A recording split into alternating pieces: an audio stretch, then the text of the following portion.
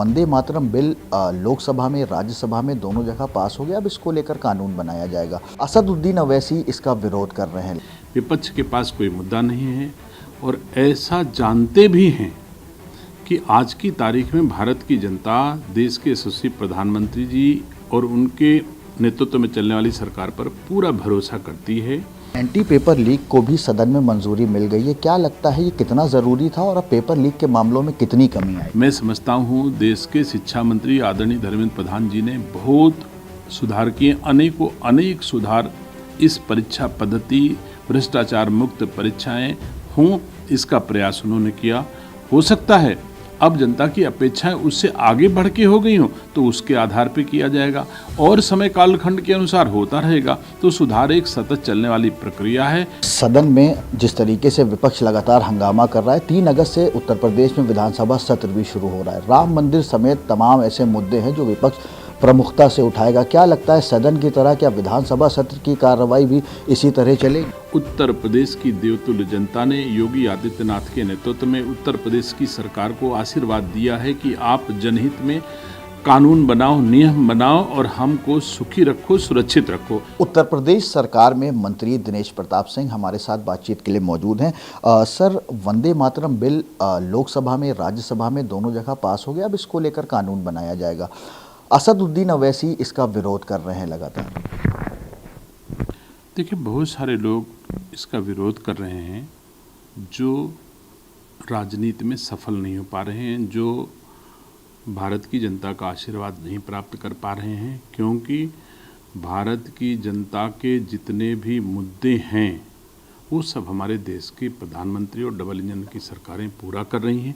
विपक्ष के पास कोई मुद्दा नहीं है और ऐसा जानते भी हैं कि आज की तारीख में भारत की जनता देश के यशस्वी प्रधानमंत्री जी और उनके नेतृत्व में चलने वाली सरकार पर पूरा भरोसा करती है और जो भी जनता की अपेक्षाएं होती हैं, चाहे ये हमारा जो अभी बिल आए हैं नीट परीक्षा को लेकर के जो विषय आए थे उनमें जो सुधारों की आवश्यकता है वो भी कर रही हैं।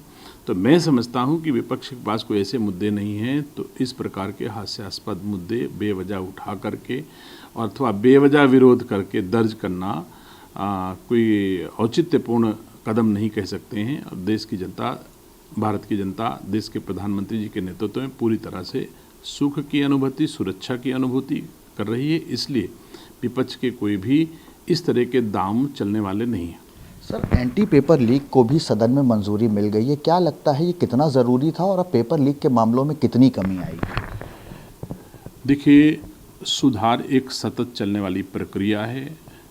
समय परिस्थिति के अनुसार सुधार होते रहे हैं। आज जितने सुधार की आवश्यकता है, हो सकता है कल उसमें और सुधार की आवश्यकता हो।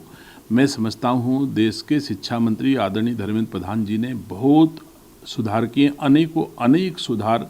इस परीक्षा पद्धति, भ्रष्टाचार मुक्त परीक्षाएं हों, इसका प्रयास उन्होंने किया। हो सकता है अब जनता की अपेक्षाएं उससे आगे बढ़ के हो गई हों तो उसके आधार पर किया जाएगा और समय कालखंड के अनुसार होता रहेगा। तो सुधार एक सतत चलने वाली प्रक्रिया है। फिलहाल जनता की अपेक्षाएं जिस तरह की सुधार की भारत सरकार से अपेक्षित हैं वो सुधार हमारी भारत की सरकार कर रही है। सर, जंतर मंतर पर छात्रों का प्रदर्शन हुआ। राहुल गांधी लगातार ये बात कह रहे हैं कि पैलेट गन किसके आदेश पर चलाई गई, ये जवाब दें गृह मंत्री, और गृह मंत्री के इस्तीफे की बात कर रहे हैं राहुल गांधी। मैं समझता हूँ कि राहुल गांधी जी पैलेट गन किसने चलाई ये विषय पार्लियामेंट का है, वो पार्लियामेंट में कोई बात नहीं कहते हैं। जो भी आंदोलन परीक्षार्थियों ने, शिक्षार्थियों ने जंतर मंतर पे किया, उनका हक था, उनको करना चाहिए, उनको भारत की सरकार से डिमांड करनी चाहिए। लेकिन जिस रूप में राहुल गांधी जी या दूसरे दल के सांसदों ने जाकर के मंच साझा करके उनके कार्यक्रम को अपनी शक्ति का प्रतीक मान करके देशवासियों के सामने प्रस्तुत किया। मैं समझता हूँ देश की जनता जिस भी सांसद को चुनती है वो संसद में अपने क्षेत्र के विकास और सम्मान की बात करने के लिए चुनती है, जंतर मंतर के लिए चुनती नहीं। तो जनता जो भी सांसद धरना प्रदर्शन में शामिल होकर के सरकार के खिलाफ दुष्प्रचार कर रहे हैं, उनके क्षेत्र की जनता भी हतप्रभ होगी, उसका भी शर्म से सिर झुका होगा, क्योंकि जंतर मंतर में जितना भारतीय संस्कार संस्कृति के विपरीत कह सकते हो, देश के प्रधानमंत्री जी की दिवंगत माँ को गाली दी जाए जिस मंच से, उस पर हमारे भारत के चुने हुए जनप्रतिनिधि बैठे रहे, तो इस प्रकार से जो अपमान किया गया है, जो सुरक्षा कर्मियों को पीटा गया है, प्रेस के बहनों को किस तरह से लज्जित होना पड़ा है, तो मैं समझता हूँ कि हमारे देश के सांसदों की उपस्थिति में ये होना शर्मनाक है। और ऐसा करने के लिए लगता है कि उन सांसदों की भी भूमिका कहीं ना कहीं जरूर रही होगी। सर, सदन में जिस तरीके से विपक्ष लगातार हंगामा कर रहा है, 3 अगस्त से उत्तर प्रदेश में विधानसभा सत्र भी शुरू हो रहा है। राम मंदिर समेत तमाम ऐसे मुद्दे हैं जो विपक्ष प्रमुखता से उठाएगा। क्या लगता है सदन की तरह क्या विधानसभा सत्र की कार्रवाई भी इसी तरह चलेगी?